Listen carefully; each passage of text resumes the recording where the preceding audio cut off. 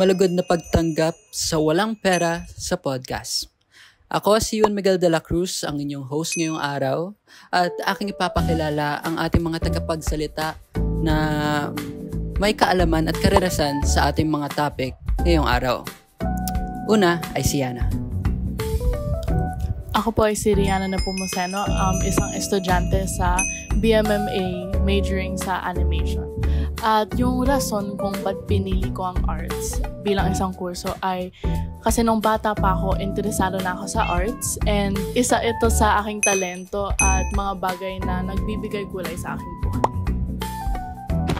Ang susunod naman ay si Miko. Magandang araw sa ating lahat. Ako si Miko Angelo V. Cristobal na kinukuha ang kurso na BMMA, majoring in animation. At mahilig ako sa sining dahil gusto ko nakikita yung mga magagandang gawa sa mga laro, sa mga pelikula, at sa mga palabas. At gusto ko rin gumawa ng mga ganon sa hinaharap. At ang panghuli ay si Adrian. Magandang umaga. Ako si Adrian Dimusni. Ang kurso ko ay BMMA Animation. Gusto ko ang sining kasi masaya itong gawin at gusto ko itong gawin sa hinaharap. At ako ulit si Juan Miguel de la Cruz, BMMA Animation student din. At katulad nila, ako rin ay may hilig sa pagguguhit at sa iba't pang uri ng sining. Siguro magsimula na tayo. Ang ating tatalakayin ngayong araw ay tungkol sa mga makalumang kaisipan na pagdating sa industriya ng sining ay lagi nating naririnig. Ang mga paksang ito ay mga stereotipiko na maririnig tuwing may gustong sundin ng kanilang mga pangarap sa larangan ng sining. Ang aming layunin ay baguhin ang mga stereotipiko na ito at siguro bawasan ang bigat na pinapasan ng mga gustong sumunod sa kanilang mga pangarap. At magsisimula tayo sa una nating topic na walang pera sa art na paninimulan ni Rihanna. So, pag-usapan muna natin yung sahod na ayon sa statistics na kukuha ng mga artists. So, sa Pilipinas, 20,000 to 30,000 kada buwan. At sa US naman, $25,000 kada taon.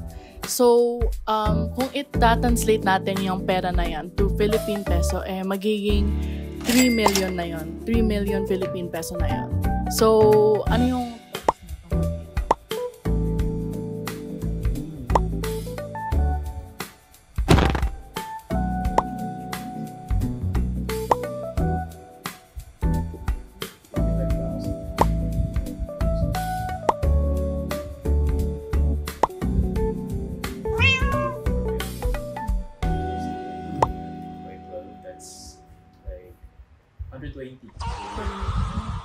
per month, 120 per month. per starter? Pang starter lang. That's yun. only for starter? Oo, pang starter. Yung average, okay. Kapag used ka na sa industriya, is I think 25,000 na kagad. Ay, hindi 25,000, 30,000 na ata yun. So, basta more than 2 million na kagad yung sahod na makukuha mo if frequent ka nagpo-post ng art or gumagawa ng art para sa masa. So, ayun. Well, siguro pagdating naman sa katagang walang pera sa art, siguro gusto ko lang rin tanungin kung sa buhay nyo ba ay nasabi na sa inyo to, lalo na't ngayon na kakasimula nyo lang sa inyong journey sa college. May nakapagsabi ba sa inyo nito? Una. Sa akin, syempre may mga nagsasabi din na mga relatives na yung wala naman talagang parang wala silang nakikita dun sa art. Pero sinasabi sa akin ng mga gulang ko na sa arts naman kasi is marami tayong oportunidad doon.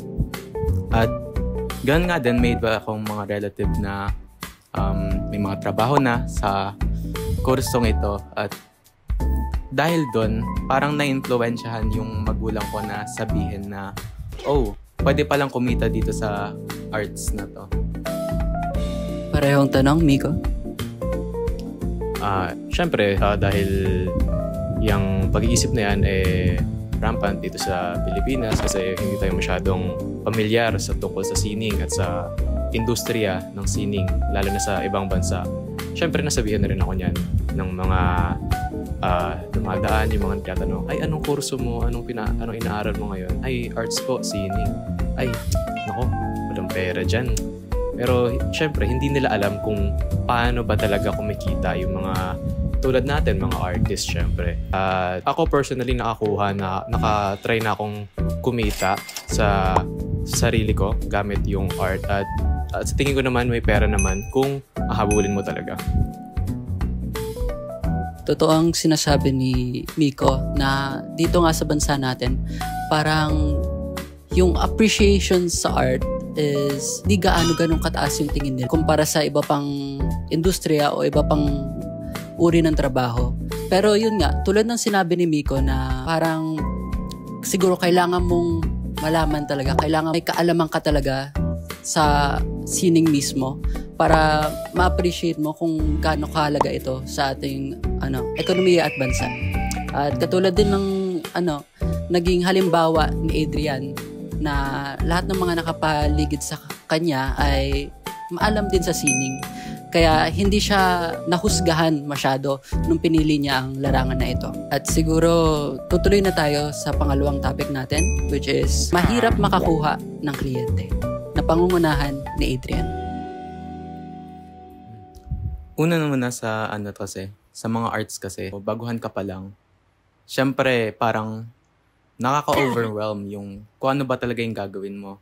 Kung makakuha ka ba ng kliyente o hindi. O kung magiging successful ka naman. Pero ang dapat kasi na isipin natin bilang mga artist ay hindi kung magaling ako, magkakaroon ako ng kliyente. Ang dapat isipin natin ay kaya ko bang i-market yung sarili ko para magkaroon ako ng kliyente. Hindi lang sa galing. So, kumbaga hindi lang sa galing na akuha yung kliyente na pag sobrang galing mo tapos pinost mo na sarili mo, automatic makakakuha ka na ng kliyente, makikita nila, ay, ang galing naman ng tao na to, kukuhanin ko agad siya. So, hindi yun, depende yun kung paano ka nila makikita at saan ka nila makikita, ganun ba? Oo, ganun yun. Parang hindi naman makikita ng mga tao kagad kapag pinost mo, di ba? Kailangan mong malaman yung mga strategiya kung paano mo ba papakita kung ano yung kaya mong gawin sa mga tao. Okay. So, eto siguro yung tanong ko. Dahil sa pakiramdam ko sa ating apat, ako yung pinaka walang masyadong karanasan pagdating sa pagkuha ng kliyente at sa pagko-commission. So, itatanong ko sana kung ano na yung mga naging karanasan nyo. Kung mahirap ba o nadalian lang kayo pagdating sa paghahanap ng kliyente at paghahanap ng commission. Siguro mauna ako sa pagtatanong kay Yana. Para sa akin, yung karanasan ko tungkol sa pagko-commission, madali lang para sa akin dahil nung ginawa ko, pandemic pa. So, madami talagang online sa Discord 24/7, ganon. So, naghahanap talaga sila. Tas yung mga Discord servers na kung saan pinopost ko yung commission sheet ko is sa mga Roblox games and sa mga Discord servers ng mga furries. Kasi yung mga furries at yung mga taong naglalaro ng Roblox, naghahanap talaga ng commissions. Especially if parang, chibi lang yung art style mo, ganun, simple lang yung art style mo. Kasi yung mga na-commission sa akin is like avatar lang nila, ganun. So, madali lang talaga maghanap ng mga kliyente. Kasi nung time na tinry out ko is online lang siya. And, ang daming taong naghahanap talaga. So, yun yung experience ko. So, sa karanasan ni Yana, naging madali lang sa kanya. So, curious ako sa inyong dalawa kung nahirapan ba kayo or nadalian lang din? Ikaw, Adrian. Sa akin naman, meron akong mga problema na naharap sa paghahanap ng mga kliyente. Una muna kung paano ko ba ilalabas yung sarili ko at paano nila ako makikita. So, meron kasi dati ako na parang post sa X na kung saan nagkaroon ng maraming engagement. At yun yung ginawa ko para makita ko ng mga tao na gumagawa pala ako ng ganitong klaseng mga arts. So, dahil dun sa post na yon, gumawa ko ng art commission at pinost ko ito. And nung makita ng mga tao yung profile ko dahil dun sa post na maraming engagement, parang rumami na rin yung nakatuklas sa akin. At dahil dun, marami na rin yung kumuha sa akin para maging kliyente nila. Yun yung parang pinakauna kong breakthrough doon sa pagkuha ng kliyente. Pero maraming mga artist pa rin na nahihirapan na kumuha ng commissions. Dahil kasi doon, maraming mga tao na parang hindi nila alam kung paano ilagay yung sarili nila doon sa posisyon kung saan matutuklasan sila ng maraming mga tao. At yung ginawa ko kasi is gumawa ko ng mga sikat at trend na artworks. At dahil doon dumami na rin yung aking kliyente. Okay. So kung si Yana ay nadalian, si Adrian naman ay nahirapan nung una pero nung tumagal ay nadalian. So tatanungin ko si Miko kung ano ba dun sa dalawa ang naranasan niya o pareho niya rin naranasan katulad ni Adrian. Actually, yung time na naghanap nga ako, or hindi naman naghanap ng kliyente, pero tinanay kong sumubok na gamitin yung sining para kumita ng pera. Yung katulad din nung Kayana, nung pandemic din, at nasa Discord lang ako, which is yung messaging platform nga. Tapos, andun ako sa mga server, or basically community group ng mga maraming players, yung mga sikat na laro nung pandemic basically. Tapos, yung kaibigan ko, sinabi, pre, meron akong parang server dito na maraming tao. Tapos, may tiwala sila sa akin. Tapos, pwede kitang i-refer sa kanila. Tapos, nung may mga lumapit sa kanya, tapos binigay niya sa akin yung mga kliyente. So, basically, hindi ako naghanap. In-advertise niya naman yung mga gawa ko muna.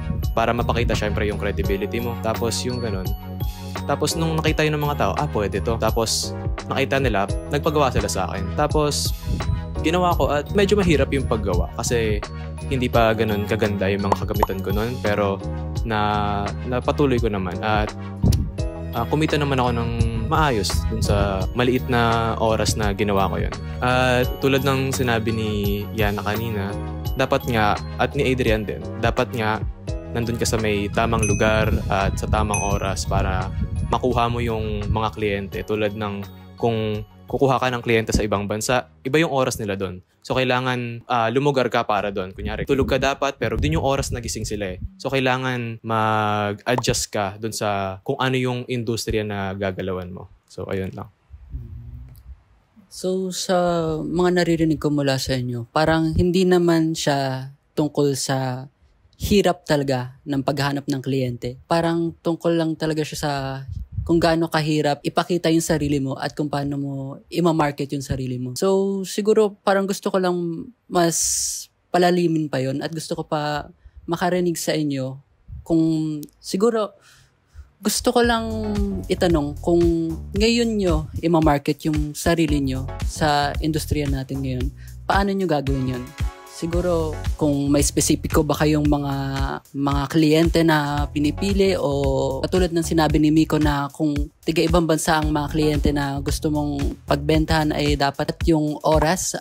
Tanong ko na lang si Miko. Okay. So kung i-market nyo yung sarili ngayon sa industry nga natin, paano nyo gagawin yun? Like kung ano yung mga tips na maibibigay nyo sa mga manonood natin? So, medyo advanced na advice, pero I think dapat alam mo na kung ano yung ginagawa mo or kung ano yung service na maibibigay mo dun sa kliyente mo. Kunyari, kung ikaw ba ay isang graphic designer at mabibigyan mo sila ng graphic design na services, or ikaw ay illustrator at mabibigyan mo sila ng mga magagandang guhit o mga paintings. Pagtapos doon ay syempre bibigyan mo sila ng mga example ng mga gawa mo, ng mga likha mo.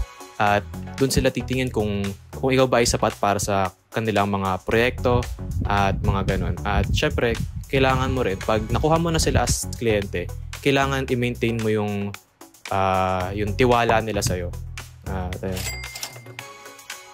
kayo, may tips din ba kayo na maibibigay? Para sa akin, if gagawin ko siya ulit ngayon, yung gagawin ko is talagang maghanap ng isang target audience.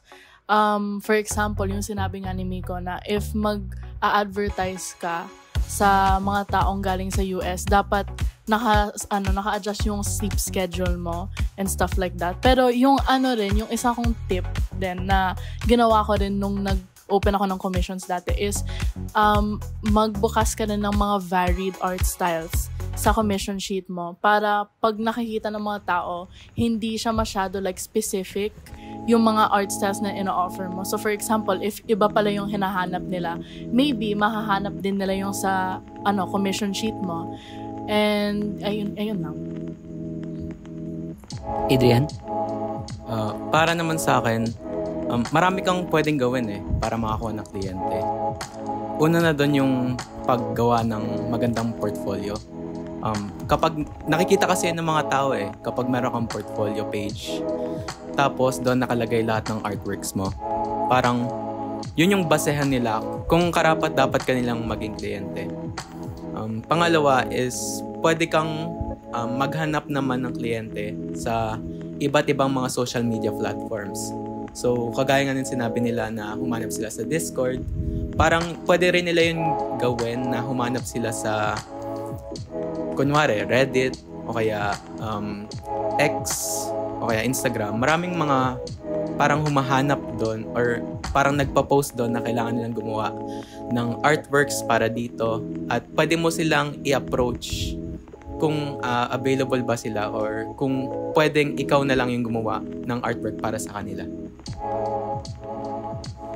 Okay, so sa mga narinig ko, parang hindi talaga totoo yung kasabihan na mahirap makakuha ng kliyente sa art. Kasi hindi naman extraordinaryo yung hirap na paghahanap ng kliyente sa art. Parang katulad lang rin ng ibang industriya. Pareho lang din ng hirap.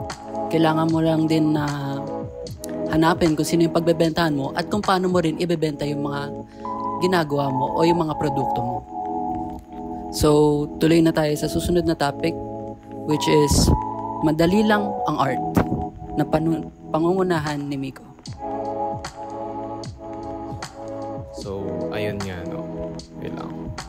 So, yung madali lang ba yung art o madali lang ba yung sining? So, una muna, para masagot natin yung tanong na yan, ano ba yung ibig sabihin nila pag sinasabi nilang sining? Ngayon, sa panahon natin ngayon, may dalawa tayong klase ng sining. Yung traditional, pati yung digital na sining. Yung traditional, marami yan. Yan yung pagguhit, pagpinta, paglilok o pag-sculpture, tapos yung paghahabi, kung ano-ano. Maraming pwedeng gawin sa traditional.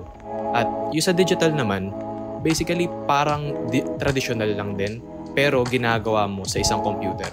Kasi yung pagguhit, pagpinta, pag-sculpt, paggawa ng mga 3D model, nagagawa naman yan sa traditional. Pero yung digital is ginagamit lang para mas mapadali natin yung ating buhay. At ayun, babalik ko sa'yo. Sa inyong dalawa, yung mga katagang yun, sa tingin nyo may katotohanan ba yun? O sa inyo ba nakaka-offend kapag nakakarinig ng mga ganun na, madali lang naman yan. So, yan. Para sa akin, kung may passion ka talaga mag-arts, hindi naman sa madali siya, pero parang hindi din siya mahirap. Pero of course, kapag gumagawa ka ng arts is kailangan mo ng effort at hard work. Yun yung totoo. Pero yung hindi totoo is madali lang yung arts. Yung kasabihan na iyon, it's parang dina-downplay lang nila yung mga efforts ng artist kasi madali lang siya, especially kapag digital na. And may parang laban between traditional tsaka digital. Sinasabi ng mga traditional na parang, kasi sa digital is parang nasa isang lugar na lahat ng mga kailangan mo ganun. So, madali lang siya. Pero sa akin, it's like, hindi siya totoo. Pero parang dina-downplay nila yung mga efforts natin and nakaka-offend din siya. Sa akin naman, meron bang times na sinabihan kayo na pwede mo ba akong i-drawing?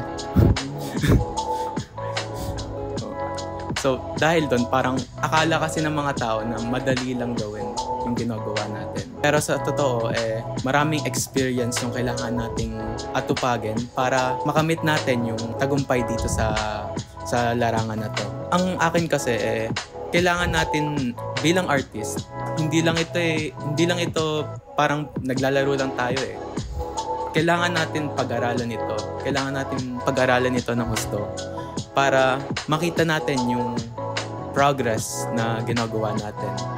Dati kasi, hindi naman talaga tayo magaling. Kaya lang natin mga stick figure.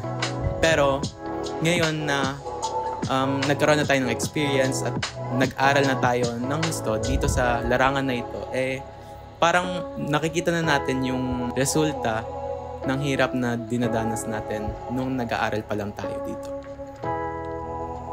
Dun sa mga nagpapadrawing dyan, kung madali lang, ba't di kayo mag-drawing? Kayo So, parang katulad lang din ng sa una natin topic na may mga nagsasabing walang pera sa art. Parang it all comes down lang din sa art appreciation.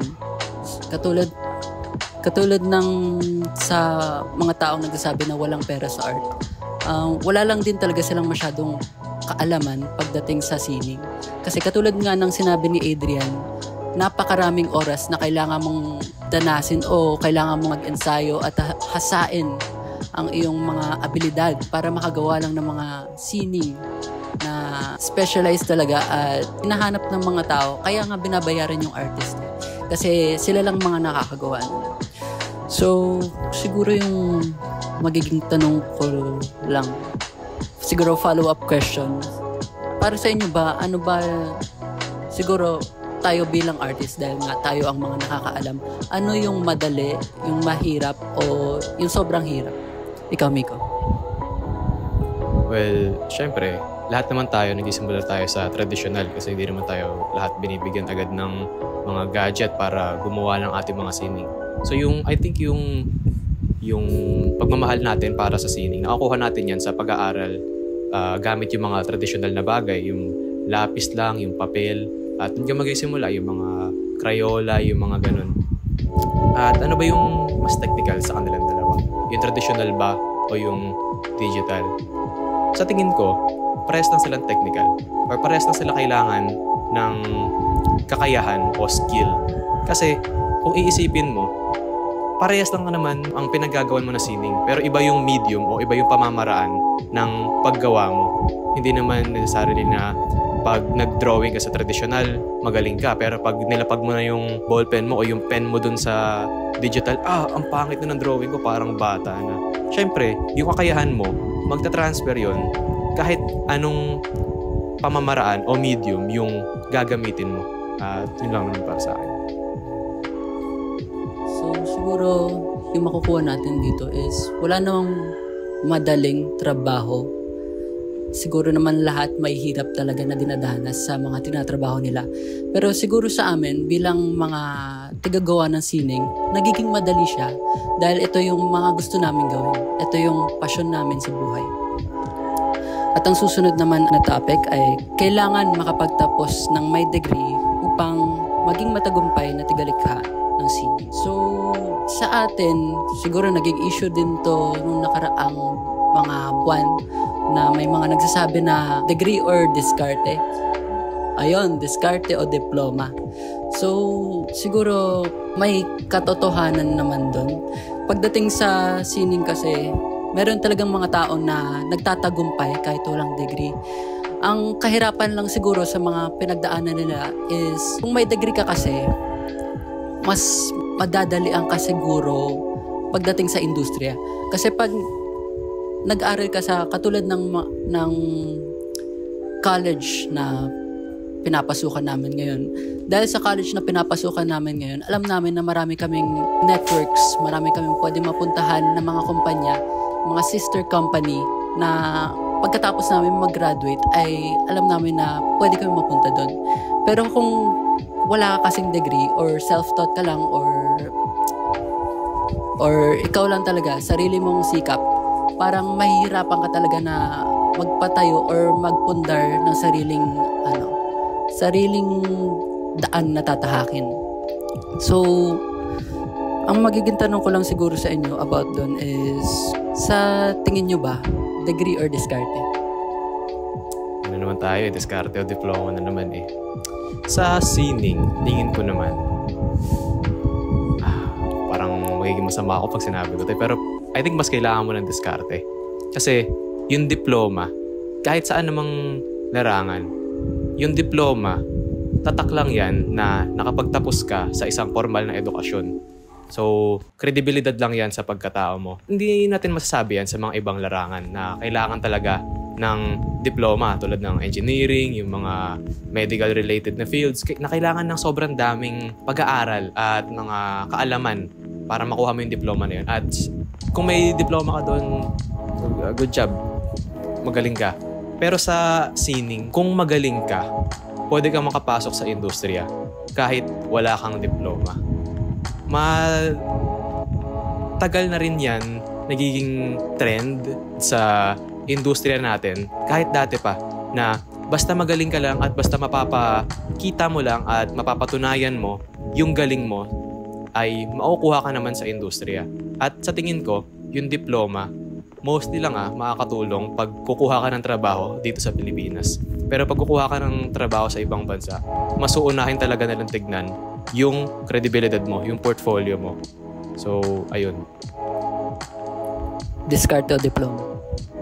Kagaya ng sinabi ni Miko, I think mas importante yung diskarte. Kasi yung diploma nga, it's parang isang medal lang, kumbaga, na nagpapakita na parang, uy, natapos ko na yung mga technical na kailangan kong aralin, ganun. Kasi sa CIT naman, kagaya sa mga, sa Benil, ganun, yung talagang lessons natin is technical na anatomy, ganun.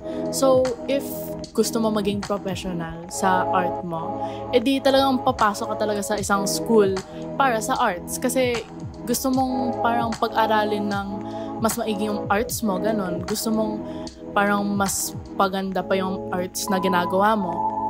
Pero kung tignan naman natin yung mga example sa industriya, yung mga nakikita nating artworks, hindi naman siya sumasang-ayon minsan sa anatomy, ganun. Like minsan nga own style na nga nila yung mga pinapakita nilang art. So I think mas importante yung diskarte. Adrian, diskarte o diploma?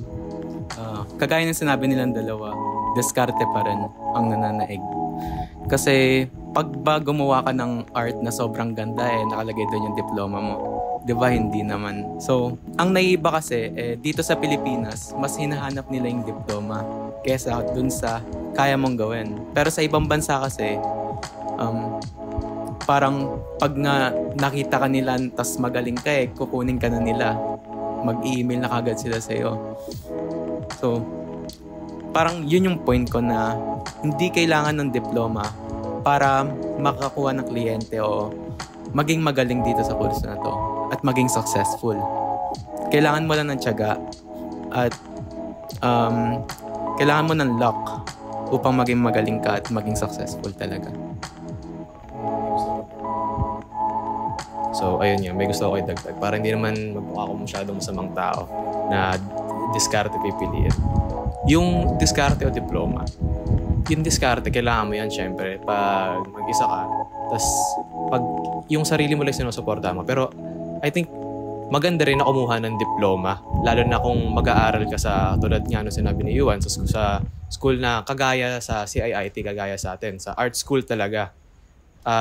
Makakakuha ka at makaka-build ka ng mga relasyon, ng network sa mga tao. At I think magiging valuable yon para sa future. At sa sining naman, sinabi na nga namin tatlo, hindi mo naman kailangan ng diploma para kunin ka ng mga kumpanya.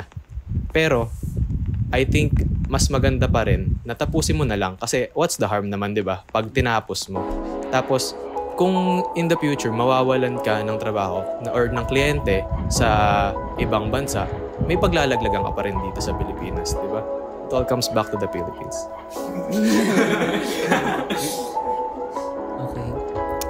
So, sumasang-ayon ako sa kanila na mas maganda nga naman na may diskarte ka kaysa may diploma.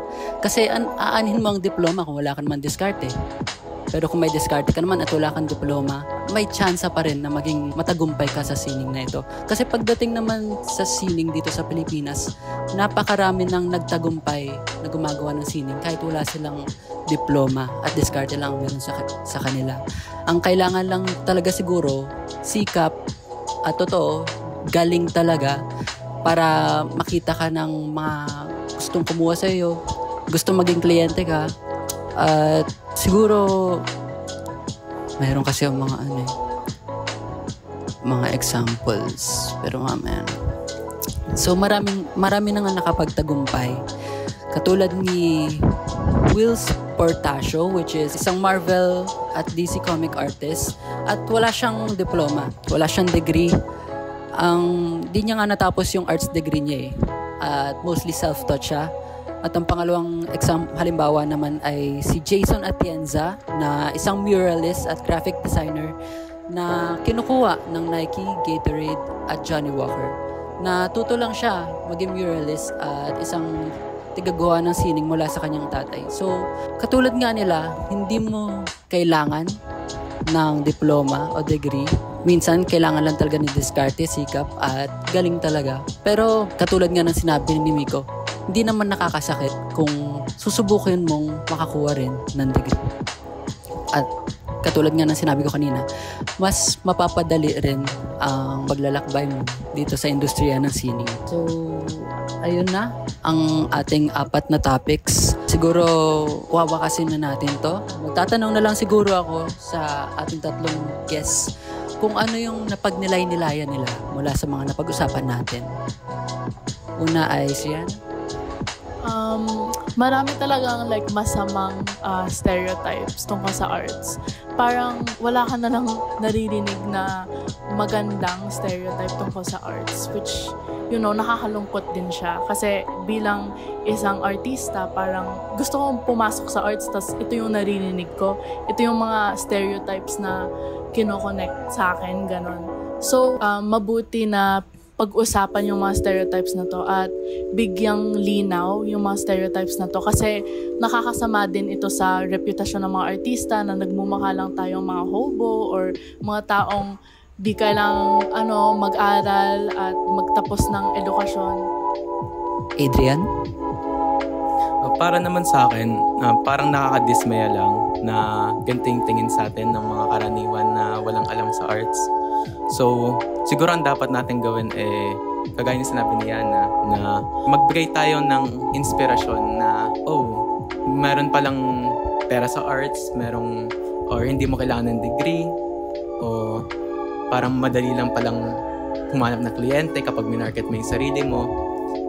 Parang mas may inspire sila na maging artista rin kagaya natin dito.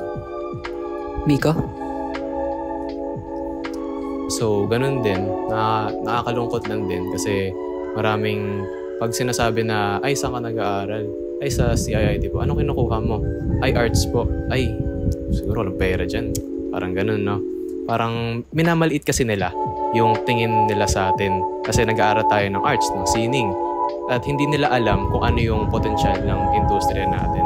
At tama naman yung sinabi ni Adrian na magandang magbigay alam tayo para hindi naman tayo minamaliit ng mga tao. Pero sa tingin ko, sa hinaharap din, ay makikita din nila kung ano ba talaga yung kayang ibigay ng sining para sa atin. Kasi medyo bagu-baguhan pa lang din yung digital na sining At sa future, makikita din nila na ay pwede pala ditong kumita or pwede pala ditong maging successful. At maganda rin itong kunin bilang isang trabaho or isang career. Okay. Sana sa aming pag-uusap ay kahit papano ay nabigyang linaw namin o nakapagpabago kami ng mga lumang tingin pagdating sa industriya ng sining. Sana rin nakapagbigay inspiration kami sa mga gusto rin tahakin ang larangan na ito. At kung natatakot pa rin kayo o nahihirapan ipaglaban ito, ay ganun talaga. Habang ganun pa rin ang pag-iisip ng maraming tao, ay kailangan talaga nating tibayan ang mga pag-iisip natin at ang loob natin. Kaya hanggat sa tingin nyo ay mahal nyo ang sining, huwag kayong magpapa-apekto sa mga kasabihan na yun. Magtiwala kayo sa mga kakayahan ninyo, sa kung gaano kayo nagsisikap sa mga gusto nyong makamit sa buhay ninyo. Hanggat sa mali, ito ang Walang Pera sa Podcast. Tuloy ang pangarap, tuloy ang paggawa ng sining. Salamat.